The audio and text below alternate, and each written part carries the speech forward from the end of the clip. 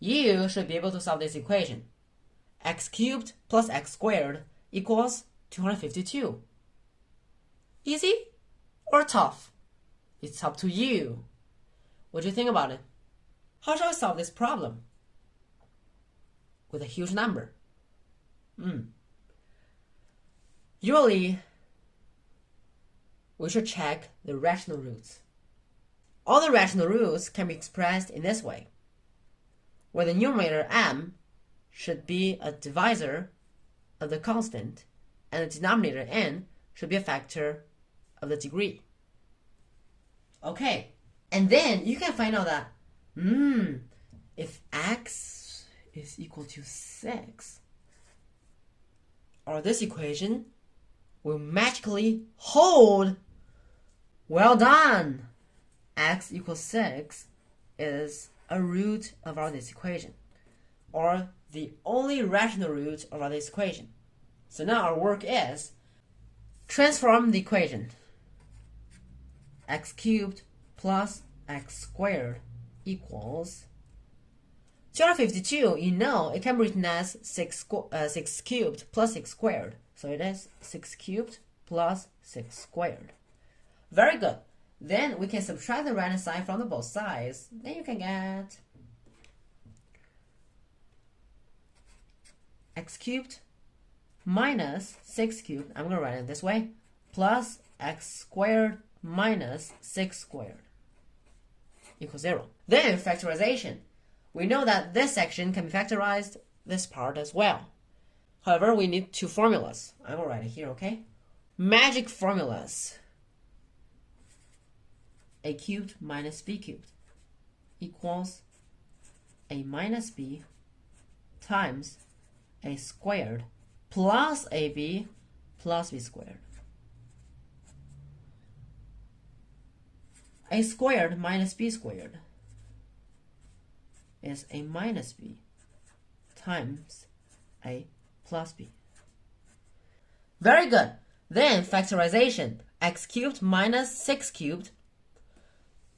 It can be written as, according to this formula, the first one. Okay, here, okay. Or here, okay. X minus 6 times x squared plus 6x plus 36. Plus x squared minus 6 squared. According to the second formula, x minus 6 times x plus 6. The right hand side is 0. Oh my god.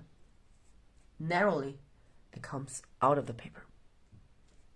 So now I can see x minus 6, x minus 6. We can take it out. La la la, take it out.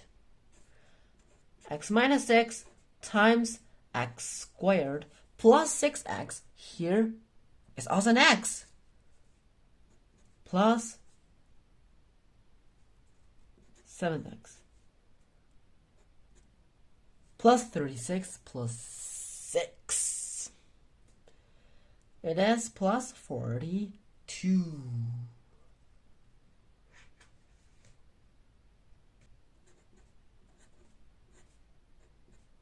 Equals 0.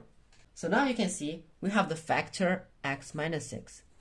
That means we can say if x equals 6 is a root of this equation, then x minus 6 must be a factor of our left hand side. So that means the left hand side should be equal to, or should be written as, x minus 6 times something. It should be a factor of our left hand side. For the factorization, actually you have another way. Because we know that x minus 6 should be a factor of our left hand side, then you can use the long division. And find out the other divisor. So now we have two cases. The first one and the second one. The first one is quite easy. X minus 6 is 0, and we've already solved for it. X is 6. For a second case, if you're interested in this equation, you can solve for the other two roots. It is x squared plus 7x plus 42 is 0. Firstly, let's check our delta. Now, delta is b squared minus 4ac. b squared minus 4ac. It is, of course, smaller than 0. So what does it mean? No real roots. No real roots. No real roots. However, there are, of course, imaginary roots.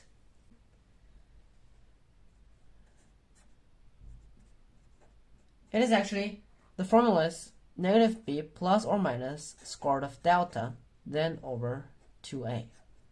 Substitute, then you can solve for the other root. It is negative 7 plus or minus square root of negative 119. It is actually square root of 119 times the imaginary unit I. Then over a is 1, so it is over 2. Very good. Do you get it? Give a thumbs up for this one question. Please subscribe to me for more interesting questions and useful tricks. We'll see you next time.